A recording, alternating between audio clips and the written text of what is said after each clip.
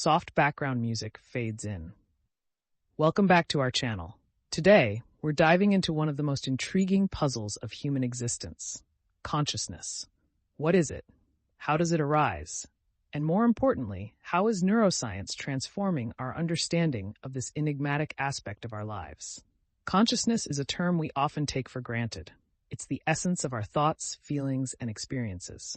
But despite its familiarity, it is one of the most complex and least understood phenomena in science. As recent advancements in neuroscience unfold, we find ourselves closer to unraveling the mysteries that have puzzled philosophers, scientists, and curious minds for centuries. First, let us frame the question. What exactly is consciousness? At its core, consciousness is our awareness of ourselves and the environment around us. It allows us to experience sensations, thoughts, and emotions, each intricately woven into a tapestry that forms our daily lives. However, defining consciousness in scientific terms isn't straightforward. It comprises various elements such as perception, attention, self-awareness, and intentionality. The journey into understanding consciousness has seen significant contributions from neuroscience.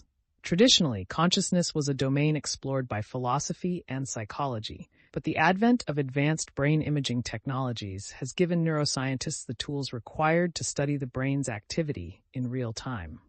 Techniques such as functional magnetic resonance imaging, fMRI, and electroencephalography, EEG, enable researchers to visualize brain activity, providing insights into what happens in our minds as we experience consciousness.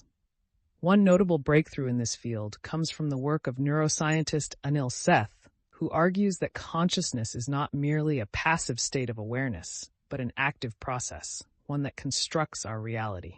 This theory challenges traditional notions, suggesting that perception is not just a direct reflection of the world, but rather a brain-generated simulation influenced by prior experiences and expectations. According to Seth, this process operates under what he terms the predictive brain hypothesis. In essence, our brain actively predicts incoming sensory information and updates its internal model based on discrepancies between expectations and actual experiences. This predictive capability explains why different individuals can perceive the same event in varied ways. Consciousness, from this perspective, becomes a dynamic interplay between perception and cognition, producing a unique and subjective experience for every individual.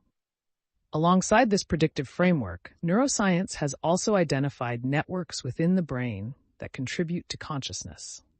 A pivotal finding involves the identification of the default mode network, a network of brain regions particularly active when we're at rest and engaged in introspective thoughts, such as daydreaming or self-reflection. Studies demonstrate a correlation between the activity of this network and our subjective experience, suggesting a strong connection between self-awareness and consciousness. Furthermore, attention plays a crucial role in how we experience consciousness.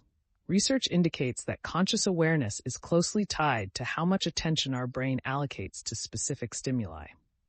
Renowned neuroscientist David Eagleman expresses that consciousness is the tip of the iceberg of our brain's operations, with many processes occurring beneath awareness. This differential capacity of attention could help explain why we may not always be conscious of every sensation or thought that crosses our mind. With all this research illuminating pathways to understanding consciousness, questions about its origins and implications abound. The hard problem of consciousness, a term coined by philosopher David Chalmers, explores why and how subjective experiences from neural processes emerge. Chalmers contrasts the easy problems, which include functional aspects of consciousness like perception and attention, with the hard problem, which seeks to explain why specific experiences feel the way they do. Today, neuroscience has begun to bridge this gap, though not without controversy. Some researchers argue for a biological basis of consciousness, while others consider it a fundamental property of the universe, indicating that consciousness transcends our physical world. The debate continues as scientists delve deeper into understanding whether consciousness arises from complex neural computations or if it exists independently of them. Moreover, the implications of our evolving understanding of consciousness are profound, affecting fields ranging from artificial intelligence to ethics. As we learn more about the neural underpinnings of consciousness, questions arise about the nature of rights in artificial systems designed to mimic human thought processes. Are machines capable of consciousness? How do we treat them ethically? Are we prepared for a future where human-like consciousness is not exclusive to biological beings? As we conclude, it's clear that our understanding of consciousness is still very much a work in progress. Neuroscience is shaping our perceptions and redefining age-old questions, lighting a path toward deeper insights. The ongoing exploration promises to not only enhance our grasp of consciousness, but also to illuminate what it means to be human. We invite you to reflect on your own experiences of consciousness. What makes you feel most aware? How do your perceptions shape your reality? As we continue exploring this captivating subject, stay curious together with us.